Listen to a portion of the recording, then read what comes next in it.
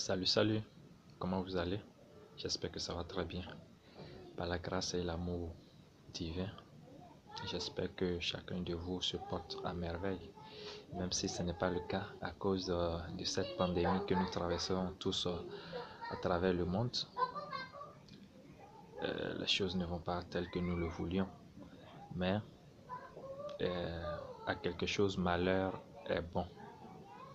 Et pour cela, je profite de l'occasion de cette pandémie pour sortir de l'ombre. Je suis longtemps resté dans l'ombre pour plusieurs raisons que je vais évoquer plus tard. Et les anges, les esprits divins m'ont tellement sonné que je suis obligé de sortir de mes gonds, c'est-à-dire de sortir de ma tanière, si possible, ou de mon nid, parce que je me fais aussi surnommer l'aigle blanc, l'aigle royal blanc. Il y a beaucoup de choses qui se passent dans le monde, dans notre monde, dans l'univers que nous ne maîtrisons pas. Ce n'est pas par ma propre volonté que je suis en vie aujourd'hui, c'est grâce au très haut Dieu pour qui je vis et qui m'a choisi en tant que l'un de ses élus pour porter un message à l'univers. Je pense bien que la plupart du temps, lorsque les gens commencent par dire ce genre de choses, beaucoup se disent que voilà encore un nouveau qui est venu. C'est normal, mais vous savez quoi? Il y a certaines choses que on n'arrive pas à interpréter ou même qu'on n'arrive pas à déceler ou même qu'on n'arrive pas à expliquer soi-même d'abord. Il y a de grands savants, voire même de grandes personnalités qui n'ont jamais appris à faire quelque chose. C'est inné en eux, ils sont nés avec et ça se passe naturellement. Un bon musicien comme ça peut ne pas vraiment aller dans une école de musique avant d'être un bon artiste, vous voyez. Moi, certes, j'ai été à l'école, j'ai fait l'université, je suis très doué dans la philosophie et je pense que c'est inné à moi.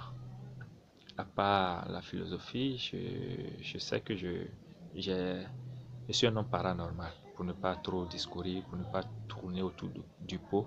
Je suis un homme paranormal et je vis des expériences que beaucoup ne vivent pas. Je peux me valoir être un ufologue chrétien africain. Je me nomme Sir-Food. Ce nom Sir-Food ne vient pas par une simple fantaisie, pas comme si j'ai voulu choisir un surnom et puis ça m'a été révélé par les esprits de lumière, par les anges, à travers un songe. Et je pensais que c'était une plaisanterie. Je pensais que c'était un rêve comme tout autre et c'est à mon réveil que j'ai su que c'était de la réalité parce que je disais dans mon songe à l'ange que d'accord, ce food, d'accord, à mon réveil, je vais garder ça. L'ange me dit non, ça ne s'écrit pas comme ça s'entend. Regarde l'écriture.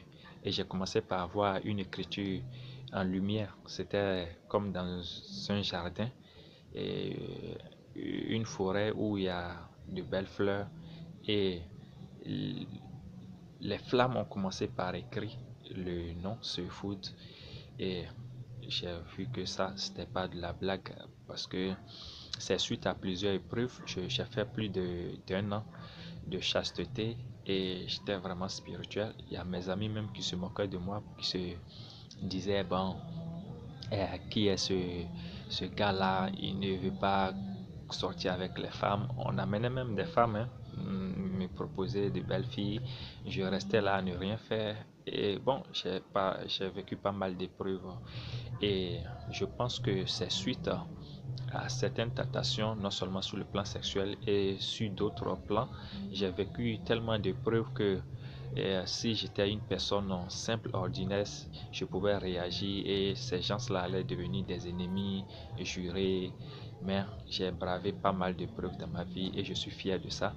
Ce qui a fait que le monde spirituel m'a donné un surnom, un nouveau nom. Je ne parlerai pas de surnom. Ce n'est pas un surnom, c'est un nom. C'est mon vrai nom, ça. Je me reconnais plus lorsqu'on m'appelle Sefood que par le prénom que les parents m'ont donné. Vous voyez? Voilà. Parce que dans la Bible, ça s'est passé. Ça s'est passé. Il y a eu des patriarches, des élus qui ont été rebaptisés à un nouveau nom. Par exemple, Abraham ne s'appelait pas Abraham. Abraham était Abram. Et Jacob qui est devenu Israël.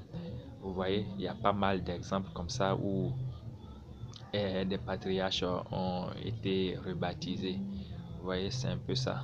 Donc, mon nom Sefood, c'est un nom divin. C'est un nom divin, je vous en prie. Vous pouvez m'appeler Sefood. Et puis, je suis là maintenant. Je suis sorti de mon nid pour pouvoir vous révéler les choses cachées. D'accord? Il y a beaucoup de choses que beaucoup d'hommes spirituels, beaucoup de gourous, beaucoup de grands pasteurs ne maîtrisent pas. Et vous vous direz, mais pourquoi ce jeune homme peut-être qui n'a même pas fait une école théologique, qui vient nous apprendre des choses. Je pense que mes révélations vont permettre aux grands pasteurs, aux grands hommes spirituels et à tous les fils de lumière de se préparer à l'avènement du retour de notre Seigneur Jésus-Christ. Parce que je pense que c'est par lui que je suis encore vivant. C'est grâce à lui que je suis encore vivant. N'eût été la grâce divine de notre Seigneur Jésus-Christ, je ne serais plus parmi vous sur cette planète Terre et qui fait partie de, de, de la galaxie de la Voie lactée et qui est une planète parmi tant d'autres habitée par d'autres êtres. Et avec le temps, je vais vous révéler beaucoup de choses. Il y a beaucoup d'êtres humains qui vivent parmi nous ici, sur cette planète Terre, qui ne sont pas des humains. C'est-à-dire les êtres qui vivent sur d'autres cieux, sur d'autres planètes dans l'univers, ont commencé par faire des brassages avec les êtres humains. Donc, par exemple, vous allez vous étonner lorsque je vais déclarer que les frères Bogdanov de la France ne sont pas à 100% humains. Vous voyez, c'est des exemples parmi tant d'autres. Il y a beaucoup d'êtres présentement sur notre planète Terre qui ne sont pas 100% humains. Maintenant, qu'est-ce qui se passe réellement dans notre monde, sur notre planète Terre? Il y a tellement de choses à révéler. J'ai eu pas mal de révélations. Moi-même, j'ai fait des voyages transcendantaux. À travers mes méditations ou à travers mes prières, je reçois des informations très, très, très, très, très précises. Vous voyez? Et je suis là juste pour me présenter. Avec le temps, vous allez voir mes vidéos et si possible, je vais parcourir le monde pour des conférences pour édifier le peuple de Dieu. Vous voyez? Il y a deux styles de vie. Il y a deux styles de vie dans l'univers. Et sur d'autres planètes, des gens ont accepté le style de vie de Satan. D'accord? Satan, c'est une entité aussi très évoluée. C'est pourquoi Dieu, même dans son plan, n'a pas prévu de le détruire parce que c'est aussi une force terrible. D'accord? Maintenant, il y a aussi le style de Dieu. Il y a le style de vie de Dieu, du Seigneur Jésus-Christ. Et présentement, le maître absolu de l'univers, celui qui est au plus haut hiérarchie spirituelle, c'est le Seigneur Jésus-Christ. Mais qui est réellement le Seigneur Jésus-Christ? Beaucoup ne le savent pas. Beaucoup ne le savent pas. Qui est Dieu? Qui est Jésus? Les gens ne le savent pas. Je vais vous révéler des choses qui vont vous étonner et par rapport à la naissance du Seigneur Jésus-Christ. Voilà. Et la Vierge Marie a reçu l'ange. On dit que Jésus est né par le Saint-Esprit, c'est vrai. Mais qui est le Saint-Esprit? Qui est Dieu? Qui est venu s'accoupler avec la Vierge Marie? On ne le sait pas, c'est pas écrit dans la Bible. Dieu a-t-il pris une forme humaine pour venir s'accoupler avec la Vierge Marie? C'est une question que beaucoup de personnes se posent. Et je dirais oui. Mais qui est Dieu? Dieu, c'est un esprit qui maîtrise, qui est omnipotent, omniscient, tout ce qu'on dit, c'est vrai, mais il peut prendre n'importe quelle forme parce qu'il est un avatar, il commande les 4 éléments. Vous voyez, il commande les 4 éléments, le feu, l'air, l'eau, la terre. Donc, il peut prendre n'importe quelle forme. Mais quelle forme prend-il? En son temps, dans l'Ancien Testament, on dit qu'il y a quelqu'un qui n'a ni parent, ni père, ni mère, qui vit éternellement, qui ne meurt jamais, et on l'appelait Melchisédek, n'est-ce pas? Melchisédek, c'est en quelque sorte le souverain sacrificateur, c'est Dieu incarné. Voilà, un peu comme Jésus, on dit Dieu s'est incarné dans le Christ. Voilà, c'est un peu ça. Maintenant, Melchisédek, il peut prendre n'importe quelle autre forme et il peut prendre n'importe quel autre nom. Et vous voyez. Maintenant, qu'est-ce qui s'est passé par rapport à la naissance de la Vierge Marie? Je vais vous expliquer. On dit aussi avant que le Messie ne revienne, et que Élie doit revenir. Est-ce que Élie est revenu en chair et en os? Certaines personnes disent que Jean-Baptiste, que c'est la réincarnation de, de Élie, du prophète Élie. Est-ce une réincarnation ou bien est-ce que Élie est effectivement venu en chair et en os? Effectivement, Élie est revenu. Élie est monté aux cieux. Vous voyez, Élie est monté aux cieux, pas en esprit, mais en chair et en os. Élie est monté aux cieux en chair et en os. Effectivement, Élie est revenu. Élie est revenu sur notre planète Terre. Et beaucoup pensent que c'est une sorte de réincarnation. Ce n'est pas une sorte de réincarnation. Le père de Jean-Baptiste, c'est Élie. Voilà. Élie est revenu pour s'accoupler avec un être humain. Est-ce que vous voyez? Élie est revenu en chair et en os. Et c'est parce que le grand souverain sacrificateur, comment il s'appelle déjà? Zacharie, voilà. Zacharie avait vu Élie en chair et en os, face à face. C'est Élie qui était venu comme un ange. D'accord?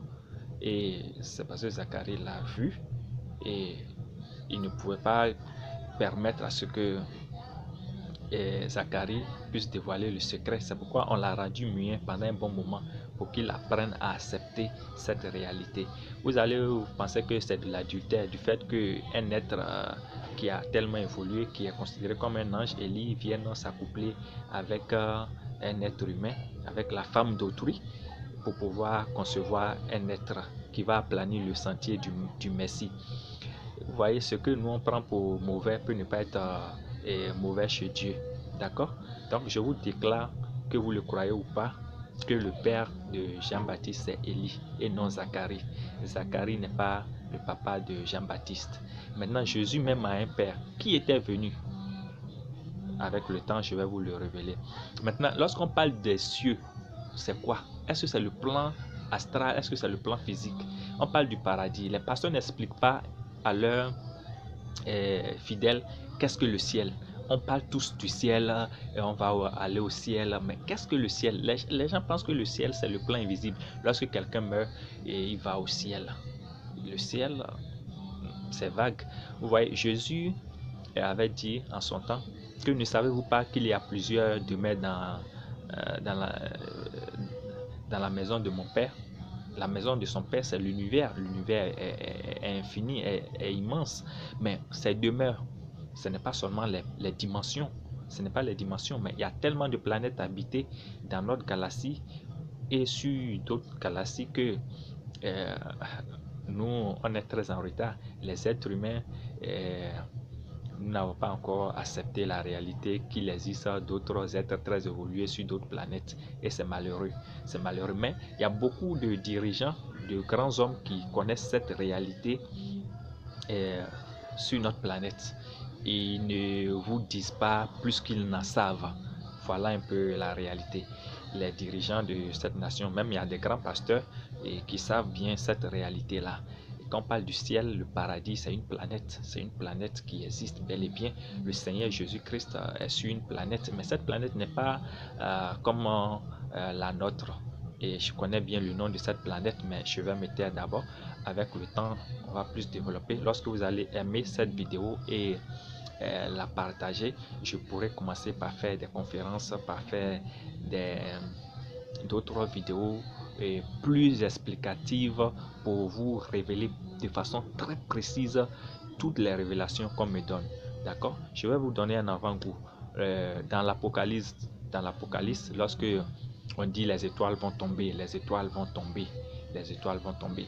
Beaucoup se disent, il y a même des sectes qui ont dit que bon, ils ont interprété ça d'une autre manière parce que on suppose qu'une étoile ne peut jamais tomber sur la terre parce que les étoiles sont tellement immenses que bon, devant la terre, il n'y a pas à comparer par rapport à leur masse et par rapport à leur superficie, voire même volume. Donc les étoiles dépassent largement notre petite planète Terre. Mais lorsqu'on parle des étoiles vont tomber, qu'est-ce que ça signifie? Au fait, sur l'île de Patmos, lorsque Jean, lorsque Jean faisait sa vision et recevait sa vision, en son temps, il ne pouvait pas faire la différence entre les astéroïdes et, euh, et une étoile, d'accord? Lorsque les astéroïdes tombent, cela donne une flamme, un peu comme les étoiles filantes. Donc, ces astéroïdes tombent sur la Terre, c'est sous forme d'étoiles. Dans une vision, lorsqu'on voit les astéroïdes chuter sur la Terre, c'est exactement comme si c'est des étoiles qui tombent. Donc effectivement, au dernier temps, les étoiles tomberont, c'est-à-dire les astéroïdes vont chuter sur la Terre. Mais pourquoi est-ce que les astéroïdes vont chuter sur la Terre? Au jour de l'enlèvement, en réalité, lorsque le Seigneur Jésus-Christ va revenir et va enlever les siens, c'est-à-dire les chrétiens qui sont vraiment préparés à vivre sur la planète du paradis, d'accord? Lorsqu'il va venir, il n'aura plus sa protection sur la terre. C'est par la grâce du Seigneur Jésus-Christ et ses entités angéliques de lumière que notre planète est protégée par ces astéroïdes, ces grosses pierres qui flottent dans l'air, dans le vide de l'univers. Vous voyez, nous pensons que nos scientifiques, parfois je rigole parce qu'ils pensent que ce sont eux qui vont protéger la Terre de ces catastrophes. Non, avant que nous ne naissions, ces astéroïdes continuaient par flotter dans l'air. Nous n'avons rien fait. C'est pas aujourd'hui que nous avons su qu'il y a une telle réalité qu'il faut maintenant chercher à nous protéger. C'est un peu comme si tu vivais avec des serpents dans ta chambre et tu n'as jamais su, mais le jour où tu prends conscience qu'il y a des serpents avec toi, c'est là que tu veux chercher des solutions pour ne pas que les serpents te mordent. Si les serpents ne t'ont pas mordu jusqu'à ce que tu sois âgé, c'est parce qu'il y a quelque chose qui les empêchait de te mordre, n'est-ce pas? Donc ce n'est pas aujourd'hui que nous allons chercher des solutions pour contrecarrer les astéroïdes, c'est un faux problème.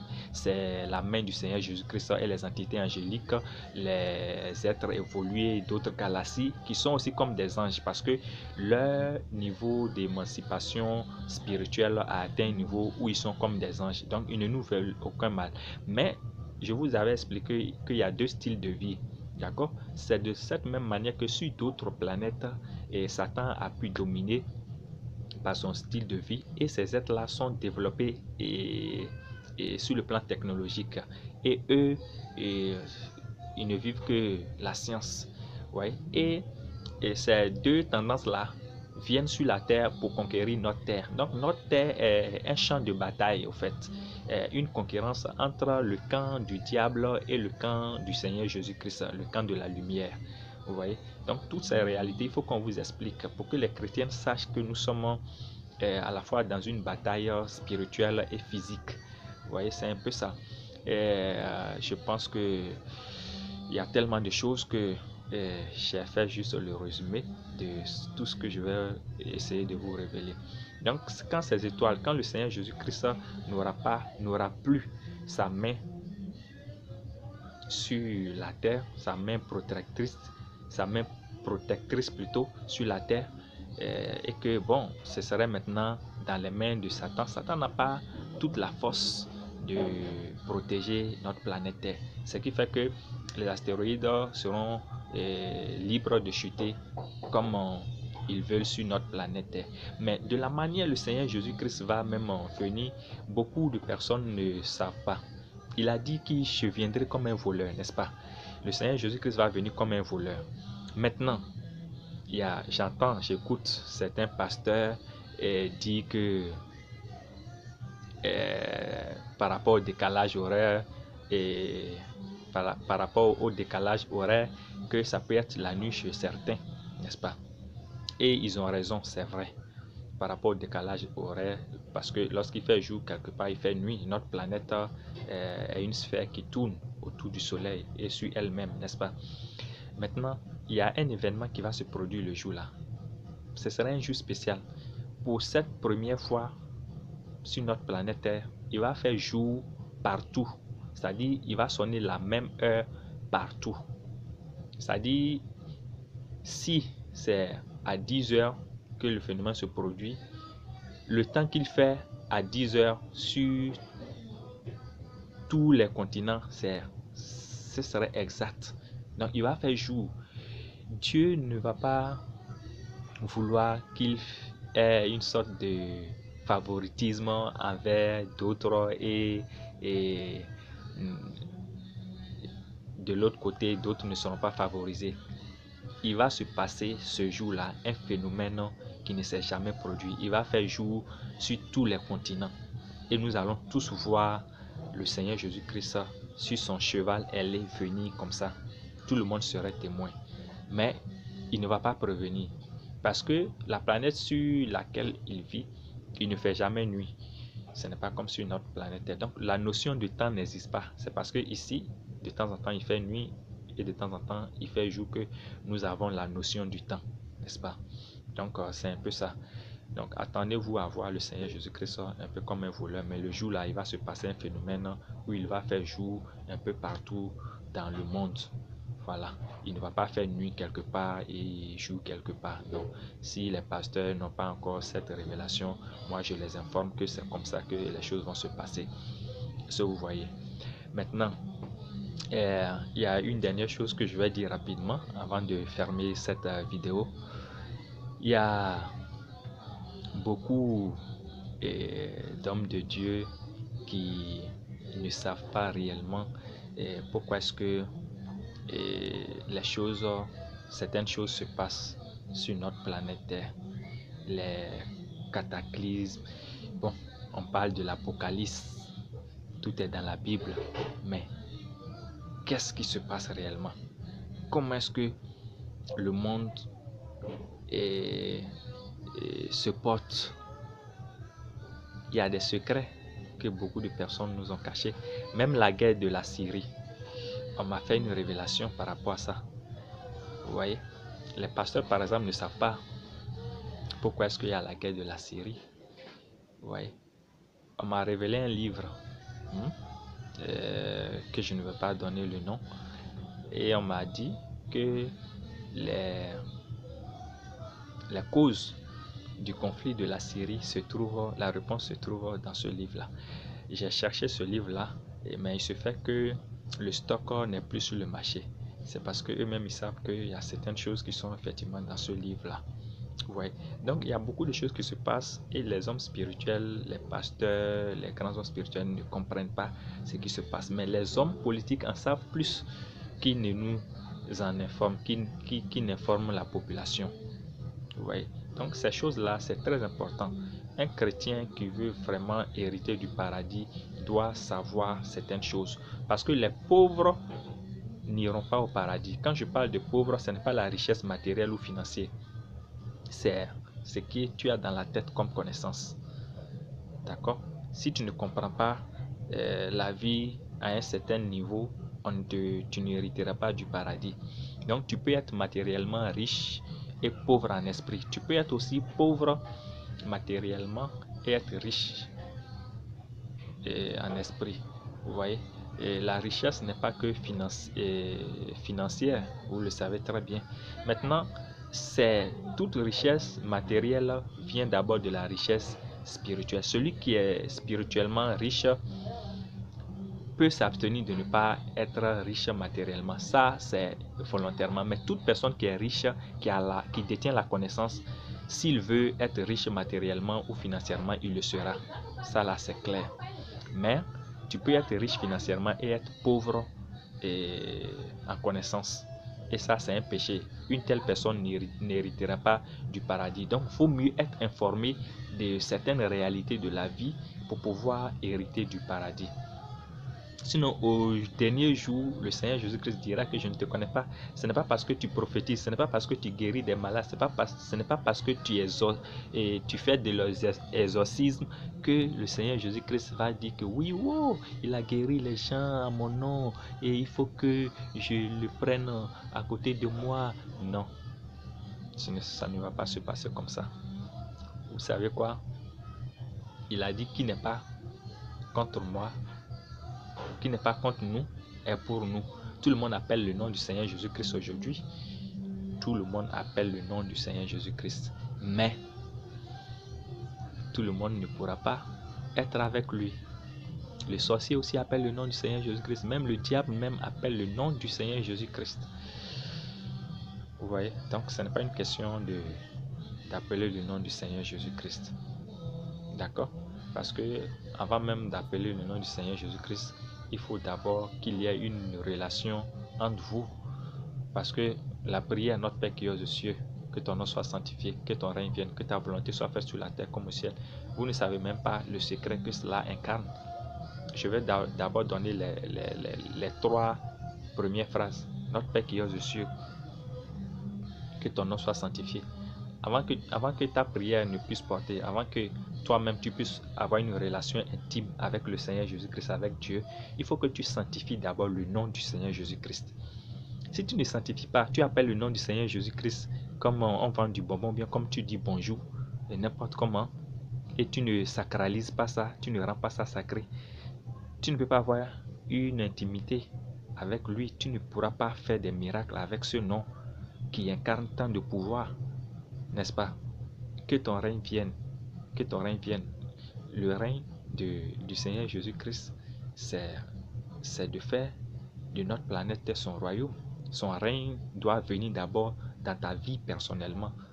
Si, d'accord, et son règne ne vient pas dans ta vie, tu ne peux pas être un vrai fils de Dieu.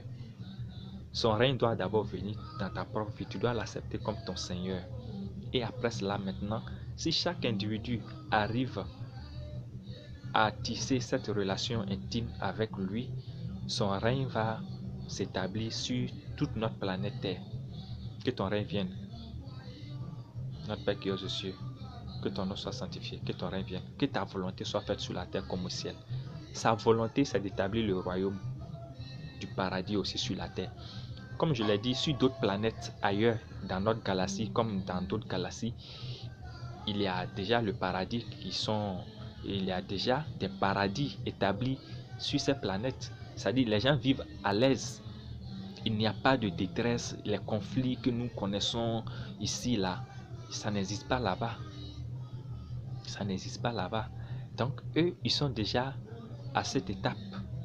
Le règne, la volonté de Dieu se passe exactement sur leur planète comme ça se passe aussi là où lui-même il vit, c'est-à-dire au paradis, sur la planète du paradis, si je veux bien préciser. Donc, le paradis, c'est une planète. C'est une planète. Je vous dirai avec le temps le nom de cette planète. Et comment est-ce que on peut y accéder. Vous voyez? Donc, il faut comprendre certaines choses. Vous voyez? Il faut comprendre certaines choses.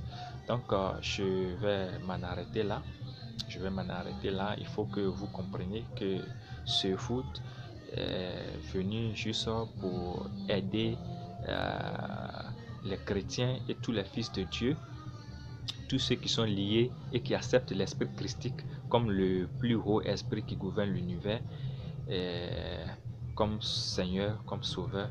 Voilà, je vais les éclairer afin de participer à la préparation de l'avènement du retour du Seigneur Jésus-Christ. Voilà un peu ma mission. Donc il y a beaucoup de choses que je vais vous révéler. Néanmoins, il y a certaines choses que je vais dire personnellement, mon opinion personnelle. Voilà, un peu comme l'apôtre Paul l'avait fait. Ses opinions personnelles ne sont pas les révélations. S'il s'agit de mes opinions personnelles, je vous dirai que c'est mes opinions personnelles. Je ne vais pas mentir ou dire des choses que je n'ai pas reçues. S'il s'agit de mes voyages transcendantaux, les expériences que j'ai vécues sur d'autres planètes, comment est-ce que les gens vivent, qu'est-ce que j'ai vu, je vous dirai ça. Je dirais que ça, c'est lors d'un voyage transcendantal que j'ai vécu cette expérience et j'ai vu telle chose. Vous voyez, je ne vais pas mentir. Que Dieu m'en épargne. Le Saint-Esprit va me guider. S'il s'agit d'un songe, d'une vision, je vous dirai que c'est une vision. S'il s'agit d'une communication directe avec les esprits, avec les anges de lumière, je vous dirai aussi que ça, je l'ai reçu par intuition. Voilà, parce qu'on me parle beaucoup par intuition. Je communique lorsque je médite. Je reçois aussi des choses par des songes. Je reçois aussi des choses lors de mes voyages transcendantaux. Voilà. Moi, je voyage souvent sans même me préparer.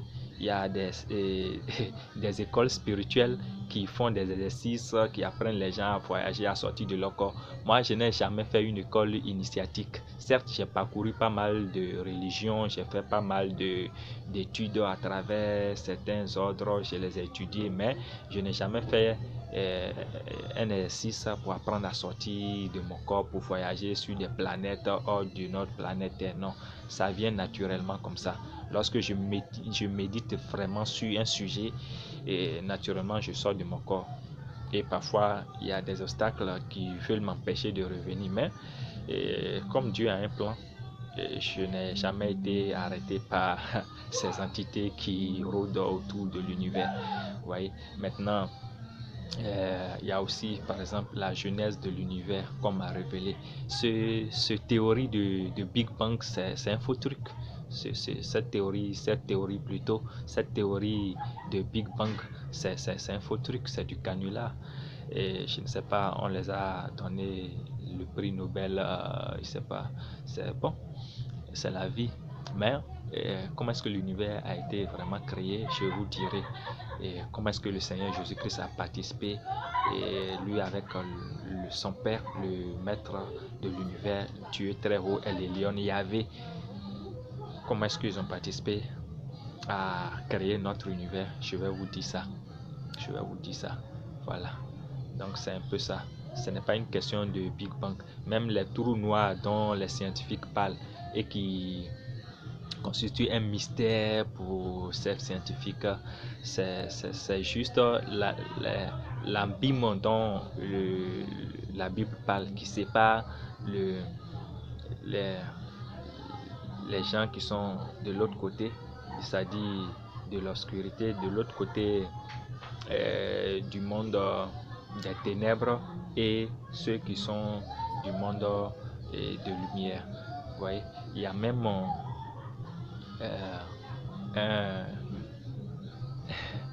il y a même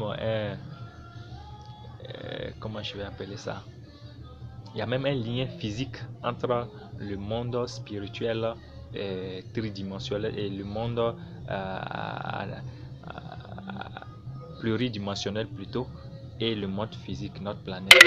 C'est-à-dire quoi, notre planète Terre est liée au monde spirituel, mais il y a un canal physique qui nous lie au monde spirituel, au monde invisible.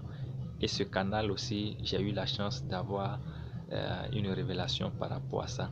Donc si les scientifiques me prennent au sérieux et essaient de collaborer avec moi, on pourrait peut-être communiquer avec le monde de l'au-delà à travers ce canal-là, à travers ce canal physique. D'accord? Voilà. Donc voilà un peu les sujets sur lesquels je vais communiquer, que ce soit des conférences. Lors des conférences, si les gens m'invitent pour des conférences, je serai à mesure de leur donner plus de détails et plus de précisions par rapport aux divers sujets sur lesquels j'ai eu des révélations. Vous voyez? Voilà. Et ne dites pas que, ne critiquez pas plutôt les pasteurs, les hommes de Dieu. Tous ceux qui parlent du Seigneur Jésus-Christ, prenez-les au sérieux. Vous voyez? Vous pouvez être un mauvais enseignant. D'accord? Vous pouvez être un mauvais enseignant, et lorsque les examinateurs, lorsque les gens viendront vous inspecter, vous allez avoir une note minable, et c'est à vos risques et périls. Mais tout au moins, malgré que vous êtes un mauvais enseignant, vous apprenez quelque chose à vos élèves, n'est-ce pas? Tout ce que vous enseignez n'est pas mauvais. C'est un peu ça. Donc, la spiritualité, la chrétienté est un échelon. C'est des étapes. Donc, il y a des maîtres de cours primaires, il y a des maîtres de cours d'initiation, de cours élémentaires jusqu'au collège et à l'université, doctorat. Donc, c'est étape par étape. Vous voyez, parce qu'il y a des hommes spirituels, des pasteurs précisément, qui s'injurent que l'autre là, que celui-ci est dans le camp du diable, qui ne dit pas la vérité, qu'il est hors du sujet, il n'est pas dans la Bible. D'autres même s'injurent, tout ça. Calmez-vous. Jésus a dit, comme je l'avais dit tantôt, qui n'est pas contre nous est pour nous. Si vous appelez le nom du Seigneur Jésus-Christ, forcément, même si vous êtes dans le faux, ça va agir sur quelqu'un. Je donne un exemple très simple, d'accord? Il y a un pasteur très populaire, je ne suis pas en train de faire de la publicité, que moi-même je suis, et ça me fait rire au fait. Il y a un certain Gédéon de la Tchétchouva, si je prononce bien, qui est un pasteur ivoirien et qui dit des choses de façon brute dans son style de rue. Vous voyez? Ce pasteur, par exemple, vous allez penser qu'il est dans le faux. Certains pasteurs peuvent le critiquer, qu'il n'est pas en train de servir le Seigneur Jésus-Christ. Moi, j'ai dit non. Il faut avoir le discernement. Il est bien en train de faire le travail de Dieu. En son temps, il peut ne pas être éligible pour le paradis, mais tout au moins, par lui, quelqu'un peut être appelé par Dieu pour hériter du paradis. Parce que moi, tout ce que je vais vous enseigner, peut-être même aux grands pasteurs, lorsque je vais commencer par enseigner ça aux gens de la rue, personne ne pourra me cerner. Les gens vont dire, mais qu'est-ce qu'il raconte? Parce que le niveau les dépasse. Ils ne comprendront rien. Un professeur d'université qui enseigne le doctorat, à un enfant de cours primaire, c'est-à-dire un professeur qui initie les gens à avoir le doctorat. Lorsque ce dernier va enseigner à un enfant de cours primaire, ce n'est pas évident que ce petit garçon-là puisse cerner son langage. Parce que ce grand professeur est déjà habitué par rapport à un langage donné. Bien qu'il soit sage, bien qu'il ait la connaissance, il ne pourra pas bien communiquer avec le petit garçon de cours initiatique. Vous voyez un peu de quoi je parle? Mais ce n'est pas parce que le professeur est incompétent ou bien qu'il n'a pas le savoir, mais il n'a pas la pédagogie pour enseigner à un enfant de cours primaire, c'est-à-dire de cours d'initiation. Mais un maître simple, un paysan, mais excusez-moi du peu, quelqu'un qui est dans un village qui a à peine peut-être le BPC, mais qui a de la pédagogie, peut bien enseigner ce garçon de cours d'initiation et de cours primaire, et il va comprendre, il va cerner, il sera édifié avec des exemples terre à terre. Vous voyez, donc c'est un peu ça le niveau de chaque pasteur. Donc ce qu'il fait peut sauver quelqu'un de la rue. Vous voyez, je vous assure que Dieu peut descendre, le Seigneur Jésus-Christ même peut descendre avec toute sa connaissance, prêcher, c'est une manière de parler, prêcher à un enfant de rue. Mais ce gars va le regarder et rigoler, ça ne va rien lui dire parce que peut-être que le langage qu'il va utiliser ne serait pas approprié, va dépasser son niveau. Mais ce pasteur Gédéon va prêcher, va dire des choses qui vont faire rire cet enfant de rue, et grâce à lui, il serait converti. C'est-à-dire, son style de prêcher, son langage peut amener quelqu'un de la rue à être chrétien. C'est d'abord une étape. Du fait que même les gens de la rue l'écoutent, c'est déjà une très bonne chose. De là, c'est un pas que ces gens-là peuvent franchir pour commencer par connaître le Seigneur Jésus-Christ jusqu'à devenir de vrais chrétiens. Mais un pasteur qui a atteint un niveau, qui communique avec de grandes personnalités, viendra parler à cet enfant de rue et cet enfant de rue va le regarder et continuer sa route parce que il ne se retrouve pas en lui. C'est pourquoi Jésus-Christ se faisait ami à tous les bords de la population. Vous voyez, parce qu'il avait appris à cohabiter avec n'importe quelle personne, quel que soit son style de vie, quel que soit son statut. Est-ce que vous voyez un peu? Donc, ne dites pas que celui-là est dans le faux et que celui-là n'est pas dans le vrai. Non, laissez chacun faire son travail. Je suis sûr que, quel que soit ce que les uns et les autres enseignent, ils font du bien à une tierce personne, quelque part. Donc, qui n'est pas contre lui, contre le Seigneur Jésus-Christ, est pour lui, est pour le Seigneur Jésus-Christ. Donc, plutôt soutenez-vous, encouragez-vous et que vous-même, vous puissiez aussi être éclairé sur certaines réalités afin de pouvoir orienter comme il se doit les chrétiens lors de l'avènement du retour du Seigneur Jésus-Christ. Comment est-ce que nous allons être enlevés? Même, il faut expliquer ça aux gens pour que les gens soient préparés effectivement. Vous voyez, il y a beaucoup de choses qui se passent que je ne peux pas vous dire maintenant.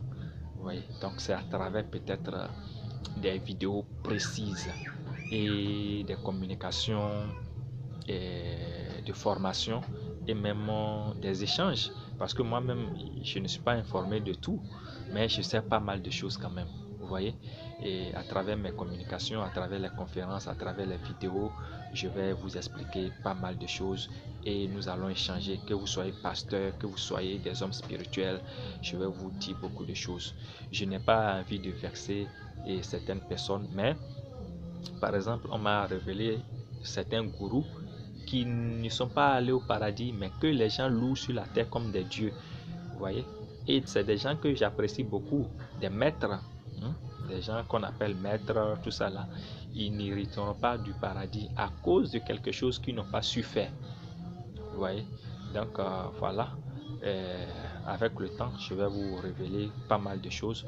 D'abord, il faut que vous likez, il faut que vous partagez cette vidéo. Si vous avez aimé, vous me donnez vos impressions, vos commentaires et que bon, nous puissions continuer notre mission comme il se doit.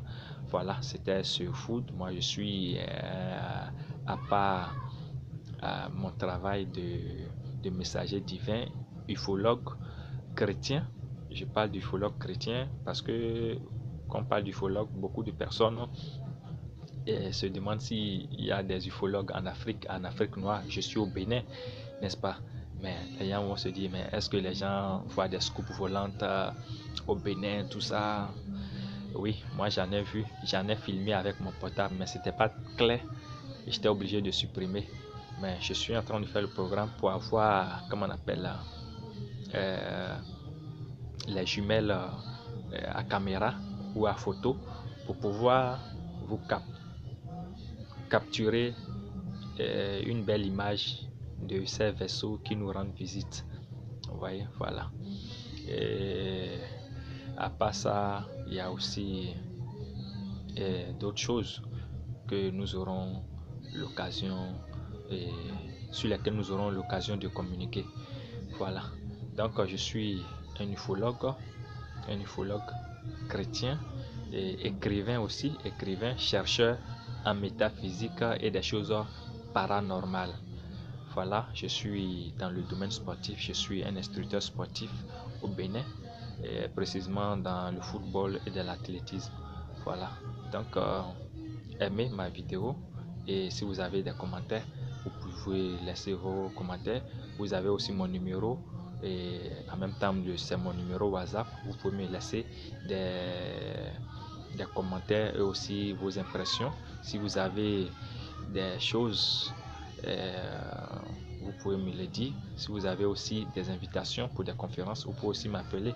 Moi, j'aimerais communiquer sur mes expériences, sur ce que j'ai découvert sur d'autres planètes.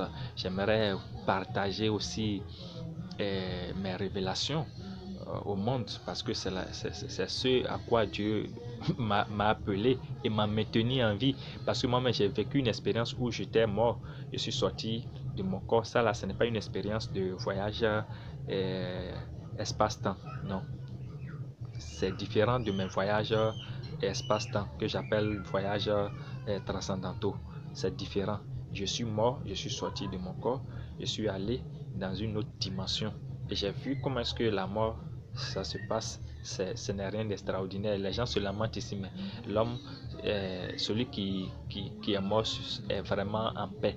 Si il a, s'il va plutôt dans une dimension qui n'est pas l'enfer, parce que l'enfer existe. Avant que je n'atteigne cette dimension, je suis passé dans une sorte de tunnel où j'attendais des cris des enfants, des voix qui hurlaient, vous voyez, et il faisait très noir dans cette tunnel-là.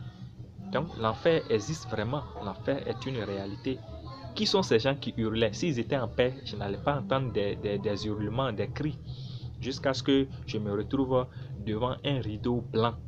Et j'ai traversé le rideau et la terrasse était très propre, carrelée, un peu comme le miroir, où j'ai vu un vieux sage. C'était pas le Seigneur Jésus-Christ, je ne vais pas mentir. J'ai vu un vieux sage qui était assis sur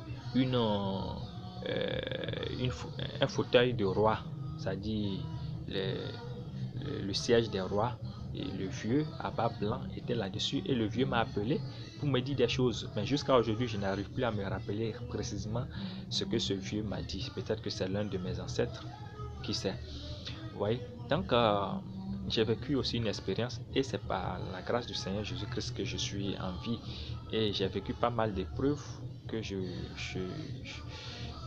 pouvais ne pas être en vie si ce n'est pas par lui que je vis. C'est par le Christ que je vis maintenant. Donc c'est une grâce. Il m'a tellement sonné, les anges ont commencé par dire qu'il y a quelque chose que je dois enseigner que je n'enseigne pas. Ça fait la 3e fois que je fais le même rêve sur ce que je dois faire que je ne fais pas. Donc j'étais obligé de sortir de mon silence parce que je me disais que je n'étais pas encore prêt. Pour moi, il fallait que je suive des formations, que j'établisse un plan bien structuré, bien écrit.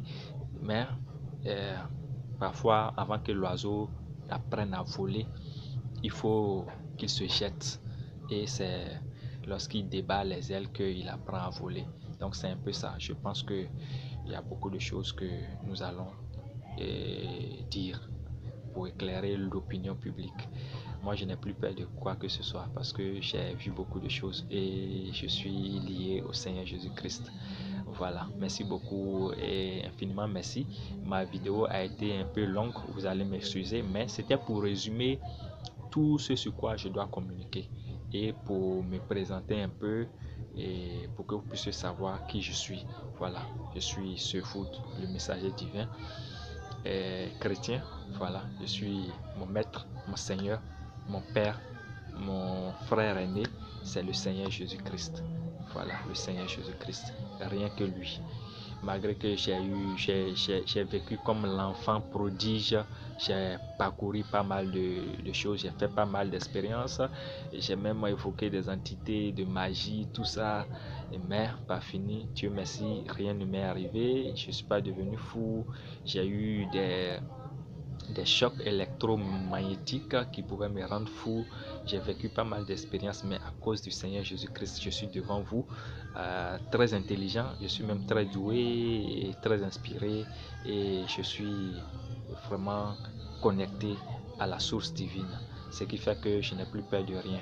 Voilà, merci beaucoup et soyez bénis, que l'amour et la lumière soient. Merci bien.